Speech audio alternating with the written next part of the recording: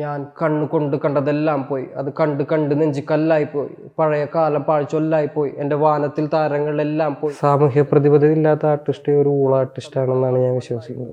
വേടൻ എഴുതുന്നത് പോലെ തന്നെ പാടുന്നു. അപ്പൊ ഇത് രണ്ടും കൂടെ എങ്ങനെ DNA ഉള്ള കാര്യമാണത്. ഞാനൊരു എഫേർട്ട് എടുത്തിട്ടുള്ളത് എൻ്റെ കഴിവല്ല, അത് ബ്ലഡിലുണ്ടായിരുന്നൊരു സാധനം.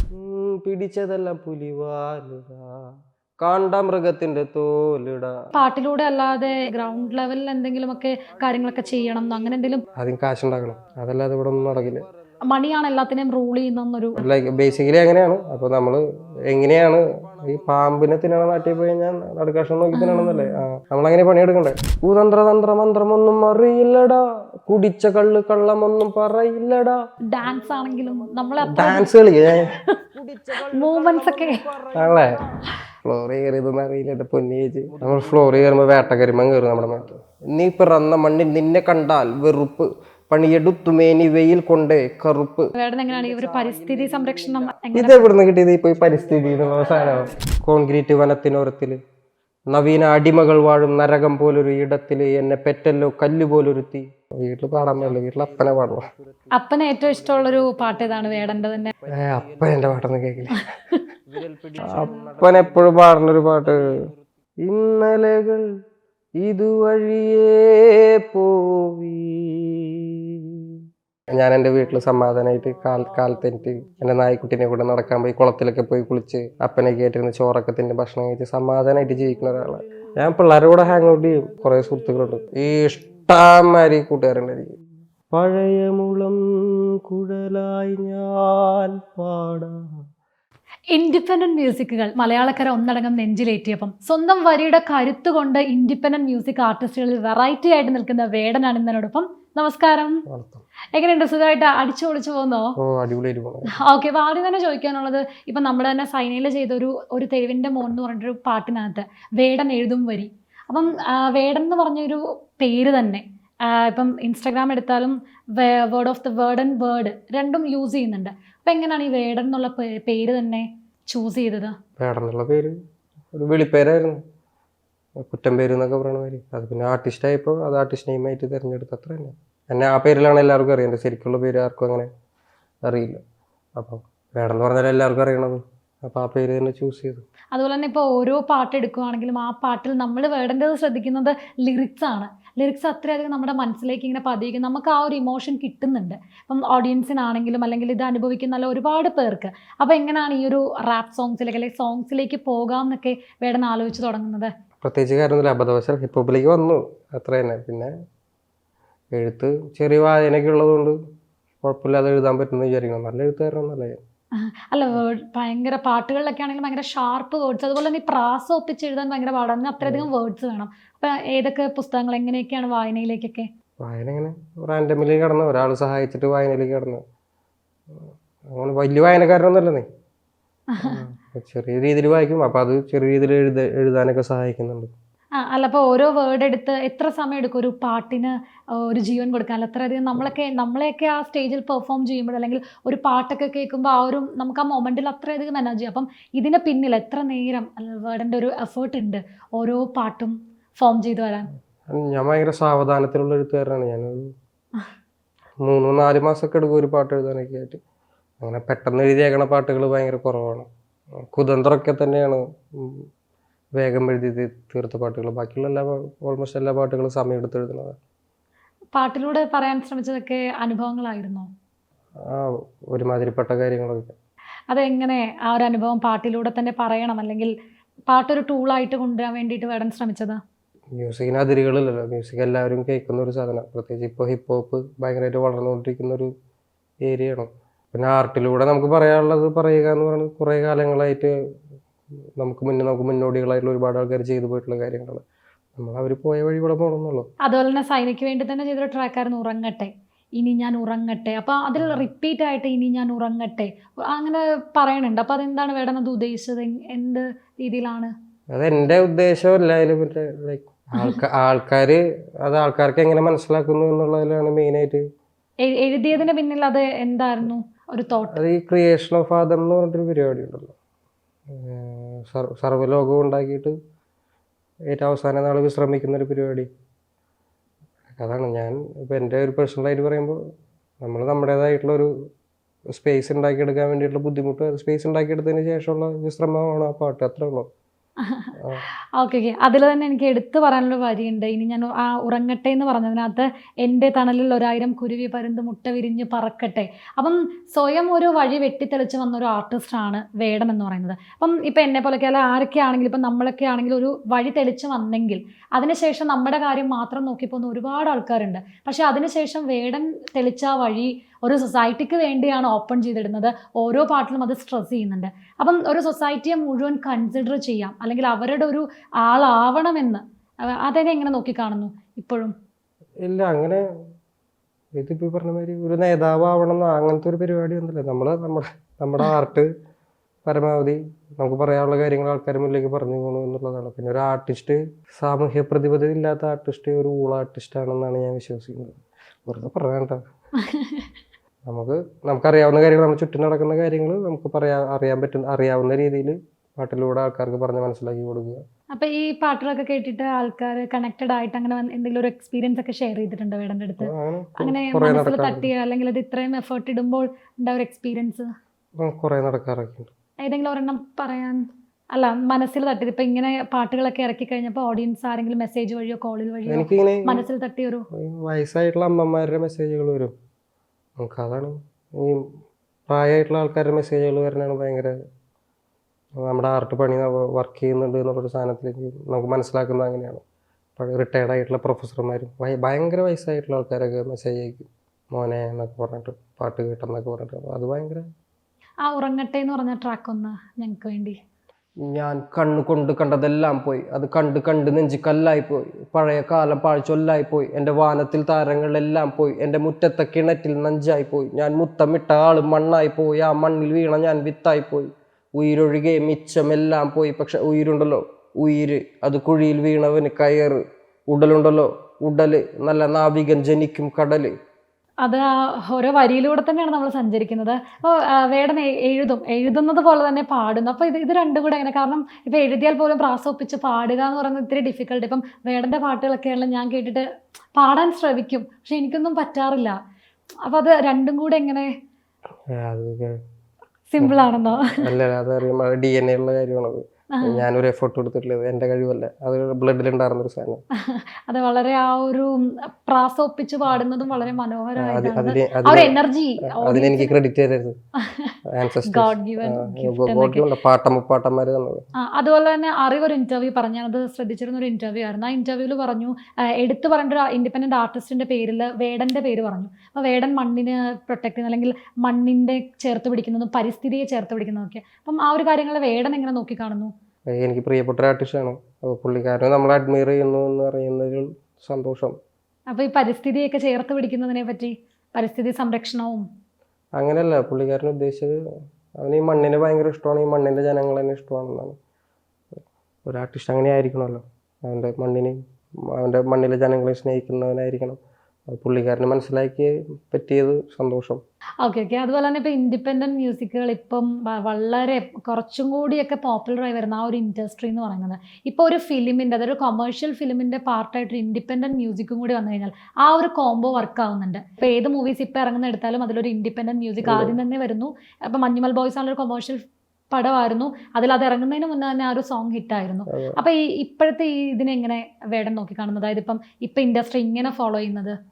അത് ഒരു ആർട്ടിസ്റ്റിനെ, ഒരു ഇൻഡിപെൻഡന്റ് ആർട്ടിസ്റ്റിനെ സംബന്ധിച്ചിടത്തോളം ഒരു വിന്നാണ്. പക്ഷെ ഒരു വിഷമമുള്ള കാര്യം എന്താണെന്ന് വെച്ച് കഴിഞ്ഞാൽ, ഇവിടെ ഇൻഡിപെൻഡന്റ് ആർട്ട് ആ ഒരു മേഖല വലിയ രീതിയിൽ വളർന്നിട്ടില്ല. അതുകൊണ്ടാണ് ഈ എന്താണ് പറയുക, ഈ ഫെയിം എന്ന് പറയുന്ന പരിപാടിയൊക്കെ കിട്ടുന്നത് നമുക്ക് സിനിമയാണ് ഏറ്റവും വലിയ ബിസിനസ് മേഖല. അതിൻ്റെ ചെറിയ പ്രശ്നം ഉണ്ടെന്നുള്ളൂ. പിന്നെ നല്ലത് തന്നെ, സിനിമ വലിയ ഒരു ക്യാൻവാസ് തരും ഇൻഡിപെൻഡന്റ് ആർട്ടിസ്റ്റുകൾക്ക്. അപ്പോൾ അത് നല്ലതാണ്. ഒരു പരിധി വിട്ട് ഒരു പരിധിയിൽ സിനിമകൾ ചെയ്യുന്നതൊക്കെ നല്ലതാണ് ഇൻഡിപെൻഡന്റ് ആർട്ടിസ്റ്റുകൾക്ക്. പിന്നെ കൂടുതലും ഇൻഡിപെൻഡന്റ് മ്യൂസിക്കിൽ സ്വന്തം വർക്കിൽ ഫോക്കസ് ചെയ്ത് പണിയെടുക്കും. ആ കൾച്ചർ ആണല്ലോ വരേണ്ടത്. ഇൻഡിപെൻഡന്റ് മ്യൂസിക് ഇവിടെ വളരണം ഭയങ്കരമായിട്ട്. അതിന് നമ്മൾ പണിയെടുക്കണം. സിനിമ അതിനെ കുറെ സഹായിക്കുന്നുണ്ട് തീർച്ചയായും. അതെ, ഇപ്പം മഞ്ഞുമൽ ബോയ്സിലെ ആ ഒരു പാട്ട്, കുതന്ത്ര തന്ത്ര മന്ത്രമൊന്നും അറിയില്ലടാ, ആ പാട്ടിന് ശേഷം വേടന് കിട്ടിയ ഒരു എങ്ങനെയായിരുന്നു അതിന് ശേഷം, ആ മൂവിക്ക് ശേഷം ഉണ്ടായിരുന്ന? ആ പാട്ട് എനിക്ക് എന്താ തന്നെയെന്ന് അറിയോ? അങ്ങനെയാണോ? അതായത് പാട്ടിന് ശേഷം ഫാൻ ബേസ് പിന്നെയും കൂടി എഗെയിൻ ഒരു ഫിലിമിന്റെ പാർട്ടും കൂടെ ആയതിനു അത് ശേഷം തീർച്ചയായിട്ടും ആ ഇൻഡസ്ട്രി തരുന്ന ഒരു ഫെയിമാണ് അത്. നല്ലത് തന്നെ. എങ്ങനെയാണ് ഇത്ര എനർജറ്റിക് ആയിട്ട് ഓഡിയൻസിനെ ത്രൂ ഔട്ട് കയ്യിലെടുത്ത് ഇങ്ങനെ പാടുന്നത്? ഇപ്പൊ സ്റ്റേജ് പെർഫോമൻസ് ഒക്കെ ആണെങ്കിൽ തന്നെ ആണോ? ആ എനർജി എങ്ങനെ മെയിൻറ്റെയിൻ ചെയ്യുന്നു? ഞാൻ വിചാരിച്ചു ഞാൻ ഒരു ബോറം പെർഫോമറാണ്. പിള്ളേരൊക്കെ പെർഫോം ചെയ്യണത് ഭയങ്കര. ഞാൻ ഡാൻസ് ആണെങ്കിലും നമ്മളെ ഡാൻസ് കളിക്കുക മൂവ്മെന്റ്സ് ഒക്കെ ആണല്ലേ? ഫ്ലോർ കയറിയതൊന്നും അറിയില്ല എന്റെ പൊന്നി ചേച്ചി. അല്ലാതെ എങ്ങനെയാണ് എനർജി മെയിൻറ്റെയിൻ ചെയ്ത് ഇങ്ങനെ ആ പാട്ടിനൊക്കെ ആ ഒരു എനർജിയാണ് നമ്മൾ കീപ്പ് ചെയ്യേണ്ടത്? അപ്പം നമ്മൾ ഫ്ലോർ കയറുമ്പോൾ വേട്ടക്കരിമം കയറും നമ്മുടെ മേത്ത്. നമുക്ക് വേണ്ടിയിട്ട് ആ കുതന്ത്രതന്ത്രം ഒന്ന് അതേ എനർജിയോടെ ഒന്ന് പാടിയാലോ? പിടിച്ചതെല്ലാം പുലിവാലുക, കാണ്ട മൃഗത്തിന്റെ തോലിട, അഴുക്കിൽ പിറന്നവരാണടാ, അഴിമുഖങ്ങൾ നീന്തുന്ന ആളടാ, പകല് പറന്നങ്ങ് പോയടാ, ഇരവ് നമുക്കുള്ളതാണടാ, പദവി പണമൊന്നും വേണ്ടടാ, ഇത് ഉരുക്ക് ഗുണമുള്ള തോളിടാ. വളരെ രസമുണ്ടായിരുന്നു. അതുപോലെ തന്നെ ഇപ്പൊ ഇൻഡിപെൻഡന്റ് മ്യൂസിക്കിന്റെ കാര്യം പറഞ്ഞപ്പോഴാണ് ഇപ്പൊ ഒച്ച എന്ന് പറഞ്ഞ ഫെസ്റ്റിവൽ ഇപ്പം ഇനി അടുത്ത 2ാം എഡിഷനും വരുന്നു. അപ്പൊ ഫസ്റ്റ് എഡിഷനിൽ ഓൾറെഡി വേടൻ ഒരു പാർട്ടായിരുന്നു. അന്നും അത് വളരെ ഗംഭീരമായിട്ട് നടന്നു. അതിനേക്കാളും ഗംഭീരമായിട്ടാണ് ഇപ്പം ഒച്ച 2nd എഡിഷൻ വരുന്നത്. അതിന്റെ ഒരു സാന്നിധ്യം കൂടിയാണ് വേടൻ. അപ്പൊ ഈ ഒരു ഫെസ്റ്റിവലിനെ എങ്ങനെ കാണുന്നില്ല? എങ്ങനെയാണ് തീർച്ചയായിട്ടും ഒച്ച എനിക്ക് തോന്നുന്നു കേരളത്തിലെ ഏറ്റവും വലിയ ഇൻഡിപെൻഡന്റ് ഹിപ്പ് ഹോപ്പ് ഫെസ്റ്റിവലാണ്. ഇപ്പോൾ 2ാമത്തെ പരിപാടിയാണ് നടക്കാൻ പോണത്. ഫസ്റ്റ് പരിപാടി ഭീകരമായിരുന്നു, അതിഗംഭീരമായിരുന്നു. അങ്ങനത്തെ ഒരു ഇൻഡിപെൻഡന്റ് ഹിപ്പ് ഹോപ്പ് ഫെസ്റ്റിവൽ ഇതുവരെ നടന്നിട്ടില്ല. അപ്പോൾ എല്ലാ ആർട്ടിസ്റ്റുകളും ഭയങ്കര ആ ഒരു ഫ്ലോറിന് വേണ്ടി കാത്തിരിക്കുന്നതാണ്. കാരണം പക്ക ഹിപ്പ് ഹോപ്പ് ക്രൗഡ് വരുന്ന ഏറ്റവും കൂടുതൽ ലിസണേഴ്സ് വരുന്ന ഒരു പരിപാടിയായിരിക്കും അത്. നമ്മളെ കാണാൻ വേണ്ടി ടിക്കറ്റ് എടുത്ത് വരുന്ന ആൾക്കാരാണ്. അപ്പോൾ അതിൻ്റെ ഒരു വൈബ് തന്നെ വേറെ ആയിരിക്കും. ഷോക്ക് കാണാം എന്താ നടക്കാൻ പോണേ. അതെ, ഇത്തവണത്തെ ഒച്ചയ്ക്ക് ഇത്തവണത്തെ ഒച്ചയ്ക്ക് എന്താണെന്ന് വെച്ച് കഴിഞ്ഞാൽ കൂടുതൽ ആൾക്കാർ വരുന്നതാണ് ഒരു പ്രതീക്ഷ. അതെ, ഇത്തവണ കുറച്ചും കൂടി ക്രൗഡ്. അപ്പം ഈ സ്റ്റേജിലൊക്കെ കയറി ക്രൗഡിനെ കാണുമ്പോൾ പെട്ടെന്ന് എനർജി കൂടും അതോ എങ്ങനെയാണ്? ഫ്ലോറിൽ കയറി എല്ലാ ആർട്ടിസ്റ്റുകൾക്കും ആ ഒരു എനർജി വരും. ആ ഒരു എനർജി വരുന്നത് പണിയെടുക്കുന്ന സ്ഥലമല്ലേ, കൂടുതൽ എന്റർടൈൻ ചെയ്തവരെ. പിന്നെ നമ്മളെ ഒരു ആർട്ടിസ്റ്റിനെ നേരിട്ട് കാണാൻ പറ്റുന്ന അവർ ഇതുവരെ കേൾക്കുക മാത്രം ചെയ്തിട്ടുള്ള ഒരു ആർട്ടിസ്റ്റിനെ നേരിട്ട് കാണുക എന്ന് പറഞ്ഞ പരിപാടി. അപ്പം അതിനകത്തൊരു ഫാൻ ആർട്ടിസ്റ്റ് തമ്മിലുള്ളൊരു വൈകാരികമായിട്ടുള്ളൊരു പരിപാടി കൂടിയൊക്കെ ഉണ്ട്. ഫ്ലോറിൽ നിൽക്കുമ്പോൾ മനസ്സിലാവും, ഭയങ്കര രസമാണ്. അതെ അതെ. എന്തായാലും ഇപ്പം വേടൻ്റെ വരികളാണ് വേടനെ ഏറ്റവും കൂടുതൽ ശ്രദ്ധയാക്കുന്നത് ഞാൻ ഇടയ്ക്കിടയ്ക്ക് പറയുന്നുണ്ട്. അപ്പം വേടൻ്റെ ഒരു ഫേമസ് ആയിരുന്നു വോയിസ് ഓഫ് ദ വോയിസ്ലെസ്. അതിനകത്ത് ഈ ഓരോ വരികളും അത്രയധികം ഒരുപാട് മനസ്സുകളിൽ അത് സ്പർശിച്ചിട്ടുണ്ട്. അത് അനുഭവിച്ചവർക്കായിരിക്കാം, അല്ലെങ്കിൽ ഒരുപാട് പേർക്ക് അതിൽ കണക്ട് ചെയ്ത് പോകാൻ പറ്റി. അപ്പോൾ ഈ വോയിസ് ഓഫ് ദി വോയിസ്ലെസ് എഴുതാനുണ്ടായ ഒരു സാഹചര്യം, അല്ലെങ്കിൽ അത് ഏതൊരു മൊമെൻറ്റിലാണ് അങ്ങനെ ഒരു സോങ്ങിൻ്റെ?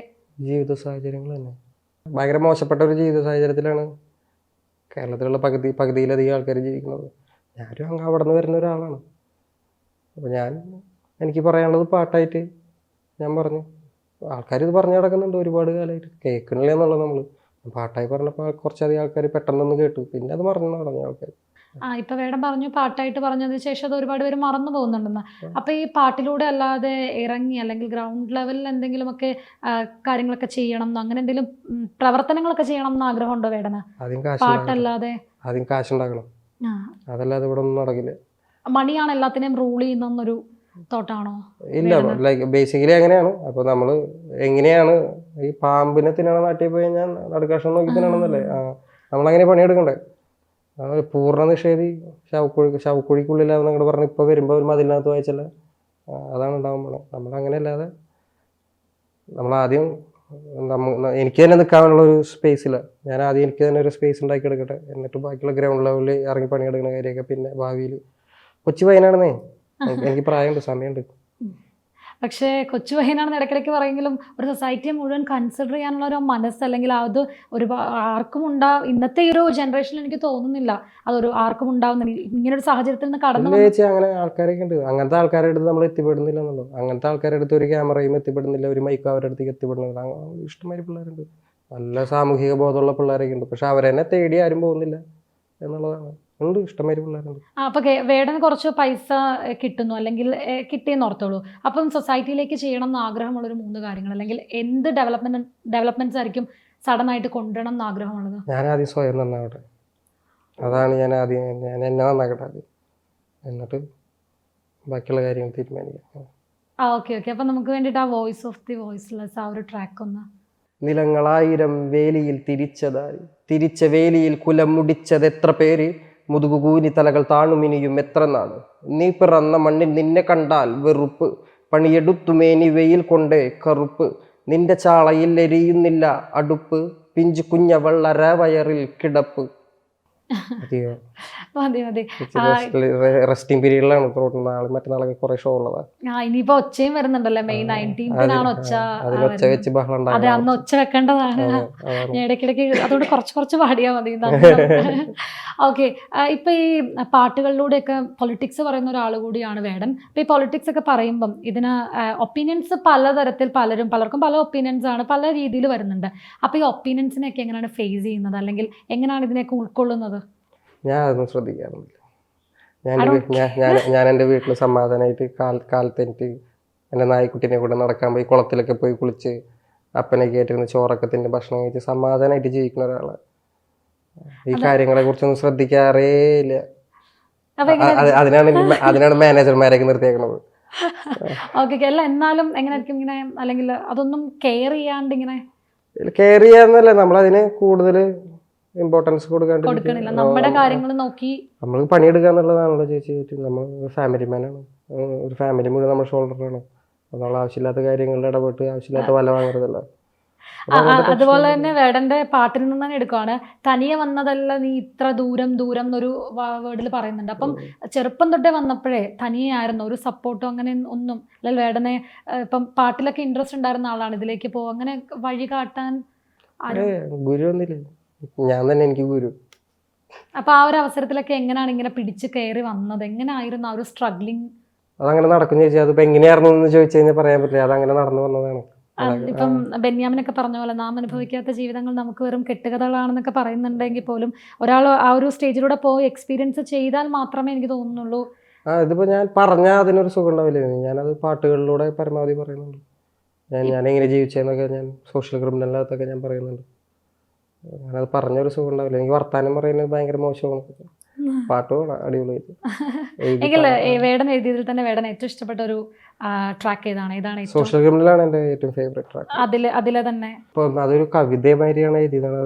കോൺക്രീറ്റ് വനത്തിനോരത്തില് നവീന അടിമകൾ വാഴും നരകം പോലൊരു ഇടത്തില് എന്നെ പെറ്റല്ലോ കല്ലുപോലൊരുത്തി, അവളെ ജാഫ്നയിൽ നിന്നാരോ തുരത്തി, അവളിനുദരത്തിൽ നിന്നും ഉരുവെടുത്തത് പരുത്തിയല്ലോ എരിക്കും തീ, വിരൽ പിടിച്ചൊന്നും നടത്തിയില്ലല്ലോ തെരുവിൽ തനിയെ നിർത്തി, തെരുവിൽ പശിയിൽ മരിച്ച ഇളമനസ്സുകൾ വിളനിലങ്ങളായി മാറുമല്ലോ, കാലം പല കടന്നവർ വാഴുമല്ലോ, പല തലമുറകളിൻ കാതിൽ കവിതകളോതി വിധികളെ മാറ്റുമല്ലോ. ഇപ്പോഴെനിക്ക് തോന്നുന്നു ഈ സിനിമാ പാട്ടുകളൊക്കെ ആണെങ്കിലും മനസ്സിന് എന്താ പറയണത്, ഒരു സന്തോഷം അല്ലെങ്കിൽ സുഖം അല്ലെങ്കിൽ പ്രണയം, റൊമാൻസ്, അങ്ങനെ ഒരുപാട് കാര്യങ്ങളൊക്കെ പറഞ്ഞു പോകുമ്പോഴും കുറച്ച് റൊമാൻറ്റിക് പാട്ടൊക്കെ അതല്ല ഇൻഡിപെൻഡന്റ് മ്യൂസിക്കിൽ തന്നെ വേടൻ എടുക്കുമ്പോഴത്തേനും ആ ഒരു ക്രോധവും ആവേശവും നമുക്ക് എന്തെങ്കിലുമൊക്കെ ചെയ്യണം എന്ന് തോന്നുക. സൊസൈറ്റിക്ക് വേണ്ടി പല പാട്ടുകളും കേൾക്കുമ്പോഴത്തേനും ഗൂസ് ബംസ്, രോമാഞ്ചം വന്നിട്ട് കേൾക്കണമൊക്കെ. അപ്പോൾ എനിക്കും എന്തെങ്കിലുമൊക്കെ ചെയ്യണം ഈ സൊസൈറ്റിക്ക് വേണ്ടി എന്ന് എനിക്ക് തോന്നാറുണ്ട് പല പാട്ടുകൾ. ഇപ്പോൾ വോയിസ് ഓഫ് ദ വോയിസ്ലെസ് ഒക്കെ കേട്ടപ്പോഴും നമ്മളും പലരും പല രീതിയിൽ അത് അനുഭവിക്കുന്നുണ്ട്. അപ്പം എങ്ങനെയാണ് ഈ അല്ലെ സിനിമാ പാട്ടുകൾ ഇങ്ങനെ പോകുമ്പോൾ ഇൻഡിപെൻഡന്റ് മ്യൂസിക്കിനെ ഈ ഒരു സാധ്യതകളില്ലേ? അപ്പം എങ്ങനെയാണ് ആ ഒരു ഡിഫറൻസ്? രണ്ടും ഇപ്പോൾ സമൂഹത്തിന് ഭയങ്കര ആവശ്യമായിട്ടുള്ള കാര്യമാണ്. ഞാൻ പറഞ്ഞല്ലോ, സിനിമ ഉള്ളത് കൊണ്ടാണ് ഒരുമാതിരിപ്പെട്ട ഇൻഡിപെൻഡന്റ് ആർട്ടിസ്റ്റുകൾക്ക് ഞങ്ങളിങ്ങനെ ഒരു ആർട്ടിസ്റ്റ് ഉണ്ടെന്നുള്ളൊരു അഡ്രസ്സ് ചെയ്യപ്പെടലൊക്കെ സിനിമ സഹായിച്ചിട്ടുണ്ട്. നല്ലത് തന്നെ രണ്ടും രണ്ട് രീതിയിൽ. ഇപ്പോൾ എനിക്ക് തോന്നി കാലക്രമേണ സിനിമയിലെ സംഗീതം ഇപ്പോൾ പുറത്തൊക്കെ കണ്ടിട്ടില്ലേ, സിനിമയിലെ സംഗീതം കുറഞ്ഞിട്ട് ഇൻഡിപെൻഡന്റ് ലൈക്ക് ആ ഒരു മേഖലയിൽ വരും എന്ന് വിശ്വസിക്കുന്നു. അവിടെയാണ് നമ്മൾ വർക്ക് ചെയ്തുകൊണ്ടിരിക്കുന്നത്. മ്യൂസിക് ഫീൽഡ് ഇൻഡിപെൻഡന്റ് ആയിരിക്കണം എപ്പോഴും. നമുക്ക് എല്ലാവർക്കും അറിയുന്നത് പാട്ടെന്ന് പറഞ്ഞാൽ സിനിമയായിട്ട് ബന്ധപ്പെട്ടുള്ള ഒരു കാര്യമല്ലേ. നമുക്ക് ഇന്ത്യയിൽ മൊത്തത്തിൽ അങ്ങനെ തന്നെ. അത് ശരിക്കും പാട്ട് ഇൻഡിപെൻഡൻ്റ് ആയിട്ടുള്ള ഒരു ആർട്ടാണ്. നമ്മൾ അതിന് വേണ്ടിയിട്ടാണ് പണിയെടുത്തുകൊണ്ടിരിക്കുന്നത്. അതിന് സിനിമയും സഹായിക്കുന്നുണ്ട് ഒരുപാട്. ഇൻഡിപെൻഡൻ്റ് ആർട്ടിസ്റ്റുകൾ ഉണ്ട് എന്ന് പുറത്ത് കാണിച്ചു തരുന്നത് കുറേ സിനിമകൾ തന്നെയാണ്. അപ്പോൾ ഇൻഡിപെൻഡൻ്റ് ആർട്ടിസ്റ്റുകൾ ഉണ്ടെങ്കിലും ഇപ്പോൾ സിനിമയിലേക്കൊക്കെ വരുമ്പം കോംപ്രമൈസസ് അങ്ങനത്തെ എന്തെങ്കിലും കാര്യങ്ങളൊക്കെ നടക്കാറില്ല? എനിക്ക് ചെയ്യേണ്ട വന്നിട്ടില്ല. ചെയ്യേണ്ട വരുമായിരിക്കും ചേച്ചി. ഡെഫിനറ്റ്ലി. പിന്നെ എല്ലാ ആർട്ടിസ്റ്റുകൾക്കും എനിക്ക് ചെയ്യേണ്ട വന്നിട്ടില്ല. ഞാൻ ചെയ്താക്കുന്ന 2 പടങ്ങളും എൻ്റെ ഇഷ്ടത്തിന് ഞാൻ ഇഷ്ടത്തിന് തന്നെ ചെയ്യേണ്ടത്. അല്ല വേടനപ്പൊ എങ്ങനെയാണ് ഇതൊക്കെ ഈ ഒരു വേടന്റെ മനസ്സിൽ നിന്ന് വരുന്ന കാര്യങ്ങളും വേടന്റെ മനസ്സിലെ താളവും ഒക്കെ തന്നെയാണോ ഓഡിയൻസിനെ DNA പിന്നെ എഗെയിൻ ഞാൻ ചോദിക്കുന്നത് വേടൻ എങ്ങനെയാണ് ഈ ഒരു പരിസ്ഥിതി സംരക്ഷണം അല്ലെങ്കിൽ പരിസ്ഥിതിയൊക്കെ എങ്ങനെ ഇത് എവിടുന്ന് കിട്ടിയത് ഇപ്പൊ ഈ പരിസ്ഥിതി എന്നുള്ള അല്ല സാധനം?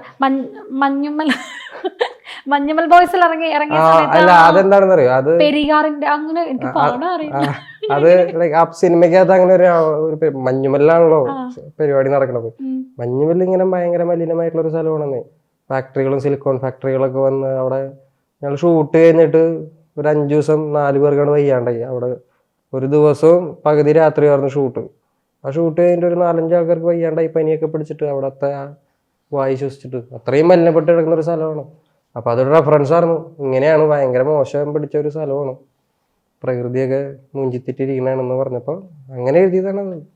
ഈ മഞ്ഞുമൽ ബോയ്സിലെ ഈ സോങ് റിലീസ് ചെയ്തതിനു ശേഷം മഞ്ഞുമലിലെ ആൾക്കാർ ഒരു സോങ്ങിന് തന്ന അക്സെപ്റ്റൻസ് എങ്ങനെയായിരുന്നു? ഇപ്പൊ സാധാരണക്കാര് പാട്ട് കേൾക്കുന്ന പോലെ അല്ലാണ്ട് മഞ്ഞുമൽക്കാർക്ക് ഈ പാട്ട് ഒരു കാരണം അവര് കുറെ കാലമായിട്ട് സംസാരിച്ചുകൊണ്ടിരിക്കുന്ന ഒരു കാര്യമാണല്ലോ. അത് ഒരുപാട് ആൾക്കാർക്ക് ഇപ്പൊ എന്തായാലും എത്തിയിട്ടുണ്ടാവല്ലോ. മഞ്ഞുമൽ ഇങ്ങനെ ഒരു സ്ഥലം വരികൾ കേൾക്കുന്ന ആൾക്കാർക്ക് എന്തായാലും മനസ്സിലായിട്ടുണ്ടാവും. അവർക്ക് എങ്ങനെ അത് മനസ്സിലാക്കാൻ പറ്റിയെന്ന് അറിയില്ല, എന്നാലും കുറച്ച് ആൾക്കാർ പറയണൊക്കെ കേട്ടു. മഞ്ഞുമലി എന്നുള്ള ഒരു പയ്യനെ ഞാനിങ്ങനെ, പയ്യനല്ല ഒരു മധ്യവയസ്കനായിട്ടുള്ള ഒരു പുള്ളിക്കാരനെ ഇങ്ങനെ ഒരു ഹോട്ടലിൽ വെച്ച് കണ്ടപ്പോൾ പുള്ളിക്കാരൻ ഇങ്ങനെ പറയണ്ടായി. നമ്മൾ കുറേ കാലമായിട്ട് പുള്ളിക്കാരൻ്റെ അവിടുത്തെ മഞ്ഞുമലിലെ ഏലൂര് അതിന് തൊട്ടടുത്തുള്ള അവിടുത്തെ അവസ്ഥകളൊക്കെ പുള്ളിക്കാരൻ അങ്ങനെ പറയുന്നുണ്ടായിരുന്നു. നന്നായിട്ടുണ്ട് മോനെ നീ അങ്ങനെ പറഞ്ഞതൊക്കെ നൈസ്. അതൊരു ആർട്ടിസ്റ്റ് എന്നുള്ള രീതിയിൽ സന്തോഷം തരുന്ന ഒരു കാര്യമാണ്.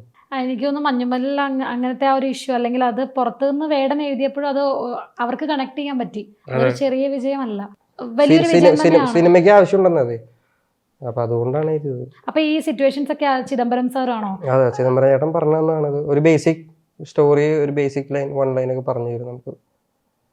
ഇന്നതാണ് ആവശ്യം, അവർക്ക് ആവശ്യമുള്ള കാര്യങ്ങൾ, എന്നിട്ട് നമ്മളതിനെ നമ്മുടെ ഇഷ്ടത്തിന് വിടും. നമുക്ക് അവർക്ക് ആവശ്യമുള്ള കാര്യങ്ങൾ പരമാവധി എഴുതി കൊടുക്കുക എന്നുള്ളതാണ്. വലിയ ബുദ്ധിമുട്ടാണ്ട് പാട്ട് എഴുതി കഴിഞ്ഞു അവിടെ തന്നെ. എത്ര ദിവസം എടുത്താണ്? അയ്യോ, അത് ഒരു കുറച്ചു നേരം കൊണ്ട് എഴുതിയത്. കുറച്ചു നേരം കൊണ്ട് എഴുതി. അതാണ് ആകെ കുറച്ചു നേരം കൊണ്ട് എഴുതിയേക്കുന്ന ഒരു പാട്ട്. കുതന്ത്രതന്ത്ര മന്ത്രം അതൊന്ന് പാടാലോ? കുതന്ത്രതന്ത്ര മന്ത്രമൊന്നും അറിയില്ലടാ, കുടിച്ച കള്ള് കള്ളമൊന്നും പറയില്ലടാ.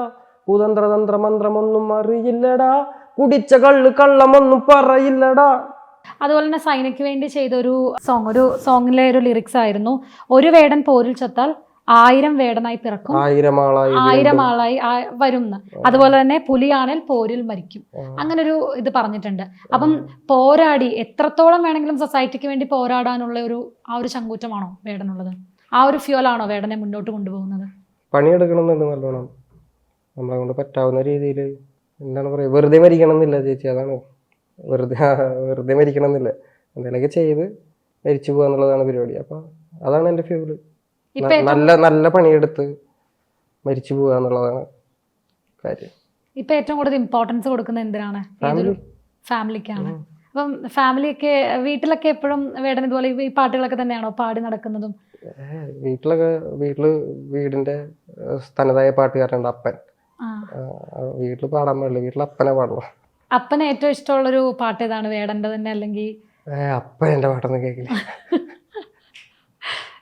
അപ്പൻ ഏറ്റവും ഇഷ്ടമുള്ള അല്ലെ പാടിത്തരുന്നൊരു? അപ്പൻ എപ്പോഴും പാടുന്നൊരു പാട്ട്, ഇന്നലകൾ ഇതുവഴിയേ പോവി, നൊമ്പരമാ പുഞ്ചിരിയും തൂകി, മുറിവുകളിൽ വിരൽ മുനകൾ മൂടി, പഴയ മുളം കുഴലായി ഞാൻ പാടാം. ഈ പാട്ടാണ് അങ്ങനെ ഇടയ്ക്കിടയ്ക്ക് പാടാറുള്ളത്. വേടന്റെ പാട്ടുകളൊന്നും ഇതുവരെ?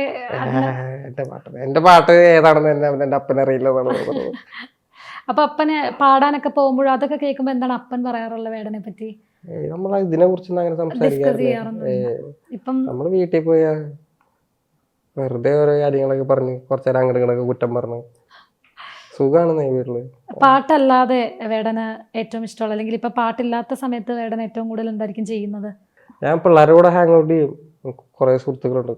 ഈ ഇഷ്ടമാതിരി കൂട്ടുകാരുണ്ടായിരിക്കും. ഓക്കെ. അപ്പോൾ സുഹൃത്തുക്കളോടെ ടൈം സ്പെൻഡ് ചെയ്യും. പിന്നെ വെറുതെ ഇങ്ങനെ കറങ്ങി നടക്കും. പിന്നെ എനിക്ക് നായുണ്ട്, ബുദ്ധൻ. നായുടെ പേര് ബുദ്ധൻ. ബുദ്ധൻ. അവനിപ്പോ ഒരു 4 വയസ്സായി. നാടൻ ഇന്ത്യൻ പരിയ. അതെന്താ നായ്ക്കുട്ടിക്ക് ബുദ്ധൻ പേര് കൊടുക്കാൻ വേണ്ടിട്ടൊരു അത് വെറുതെ വെറുതെ ഒരു പേര്, നല്ല പേരല്ലേ. നമുക്ക് ഇഷ്ടമുള്ള ഒരു പേര് അവരിട്ട് കൊടുത്തു. എനിക്ക് ഭയങ്കര ഇഷ്ടമുള്ള കാരണം അവന് ആ പേര് ഇട്ട് കൊടുത്തു, അത്ര തന്നെ. ഇനിയിപ്പോ ഏതൊക്കെ ഏതെങ്കിലും വർക്കിലാണോ, എഴുത്തിലാണോ, ഏതാണ് ഇനി വേടന്റെ പണി നടന്നുകൊണ്ടിരിക്കുന്നുണ്ട്? പണി നടന്നുകൊണ്ടിരിക്കുകയാണ്. ഉടനെ നമുക്ക് ഒരെണ്ണം എക്സ്പെക്ട് ചെയ്യാം. അയ്യോ, ഉടനെ ഒന്നും ഇല്ല, കുറച്ച് സമയം എടുക്കണം. കുറച്ച് സമയം എടുക്കും. സിനിമയുടെ ഏതെങ്കിലും? ഇല്ല, സിനിമയൊന്നും ഇപ്പൊ തൽക്കാലത്തേക്കൊന്നും വന്നിട്ടില്ല. ചെയ്യാം വരുമ്പോ. ഇപ്പൊ ഞങ്ങളെല്ലാം എക്സൈറ്റഡ് ആണ് ഇനി മെയ് 19 വേടന്റെ പെർഫോമൻസ് കാണാൻ ഒച്ചയില്.